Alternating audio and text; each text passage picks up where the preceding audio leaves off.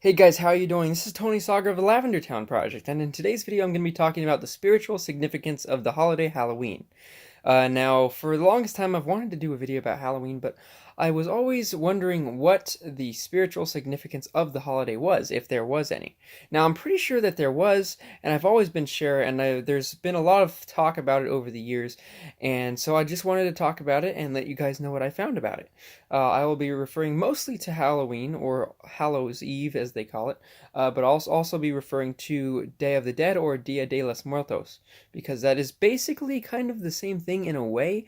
If you do look up Halloween on the wiki, it actually talks about the fact that it's basically kind of the same thing, or at least originally it was.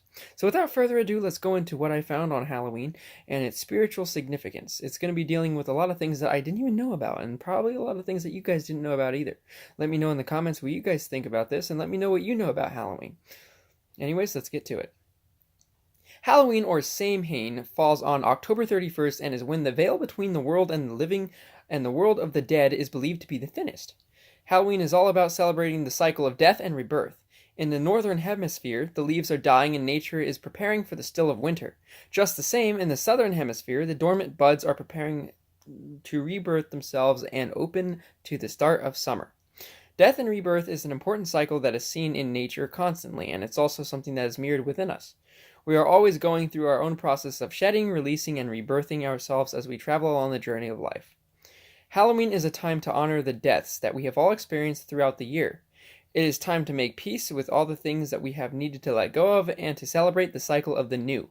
In pagan times, Samhain was celebrated as soon as the clock ticked over to November 1st, as it was believed on 1/1 or 1/11 that the spiritual activity was at its highest. Now that's weird. It says 1/11, but it should be 11/1, but I guess it doesn't matter. Anyways, one of the reasons that the spiritual activity is so high on this night is due to the vibrations of the date 111. If you look at each number 1 as a pillar, you can see that the middle pillar represents the veil and being stuck between the two worlds.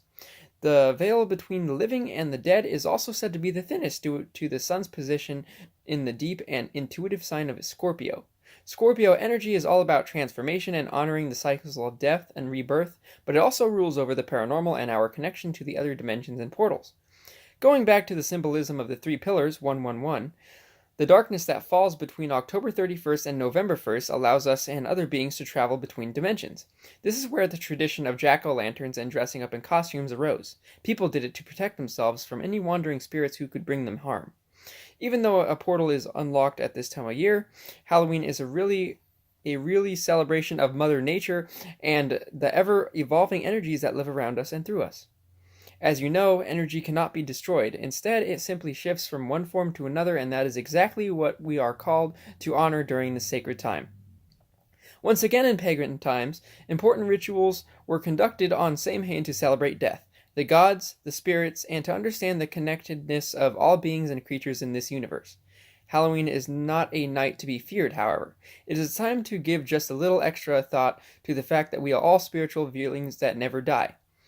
Instead, we live on in different forms and in different ways. We continually recreate ourselves through the cycles of life. Whatever deaths you have experienced this year, whether it be death of ideas, loved ones, attitudes, relationships, dreams, and so on, Halloween is the perfect time to honor the shift and to honor the new energy that will now be welcomed into your life. Halloween is also a great time to celebrate and remember loved ones who have crossed over. You can do this by lighting a candle, leaving out their favorite food, or simply saying a prayer or blessing. October 31st through November 1st is also a powerful time for strengthening your intuition and connection to the divine eternal flame within. And so that's what I found, guys. So this is basically saying that Halloween is a thin veil to the worlds of the living and the dead, and basically our, how would I put it, our,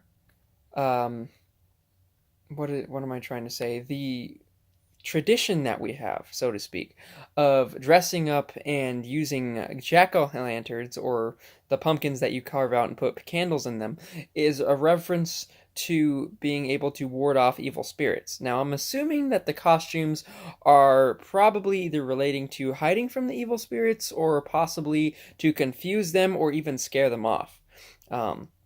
So, now, I did not know that Halloween was a thin veil between the living and the dead. Honestly, I didn't have any idea that it was anything close to that and that it really had any actual significance spiritually. So let me know what you guys think about that. I just wanted to let you guys know. Did you guys know that? I personally didn't. Lexi did, and she told me about that. And from what I found right here, it definitely says so. So yeah, thanks for watching this, guys, and I will see you in the next video.